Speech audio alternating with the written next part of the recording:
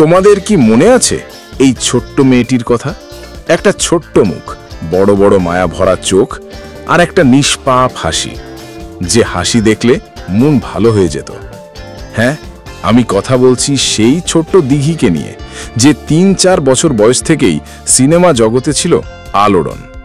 চাচু, দাদিমা, ১ টাকার বউ, প্রতিটা সিনেমাতেই ছিল দিঘির মায়া মাখানো অভিনয়।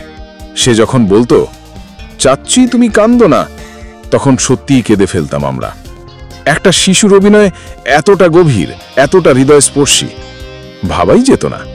কিন্তু সবকিছুর মাঝখান দিয়ে হঠাৎ করে সে হারিয়ে গেল আলো ঝলমলে দুনিয়া থেকে। না কোনো স্ক্যান্ডাল নয়, না কোনো বিতর্ক নয়, সে নিজেই সরে দাঁড়ালো, পড়াশোনা করলো, নিজেকে গুছালো, নিজেকে তৈরি করলো নীরবে। অনেকেই ভাবল, ভাই দিঘি আর ফিরবে না, শিশু শিল্পী হয়ে থেকে যাবে চিরকাল। কিন্তু না, সে ফিরেছে, আর ফিরেছে একদম নতুন রূপে। আজকের দিঘি একেবারে অন্যরকম, স্টাইলিশ, কনফিডেন্ট, গ্ল্যামারাস। সে এখন আর সেই ছোট্ট মেয়ে নয়, সে এখন লাখো তরুণের ক্রাশ। তাকে দেখে অনেকেই বলে, ভাই দিঘি আগুন। তবে সে বদলালেও তার ভেতরের সাদামাটা হাসি খুশি দিঘিটা রয়ে গেছে ঠিক আগের মতোই। এখনো তার হাসি, তার চাহনি, সব কিছুতেই একটা চেনা মায়া খেলা করে।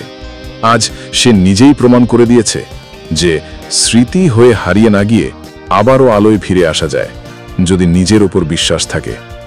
বন্ধুরা, তোমরা যদি সত্যিই দিঘির ফ্রেন্ড হয়ে থাকো, তাহলে অবশ্যই কমেন্ট করে জানাও, আর সাবস্ক্রাইব করে পাশে থেকো।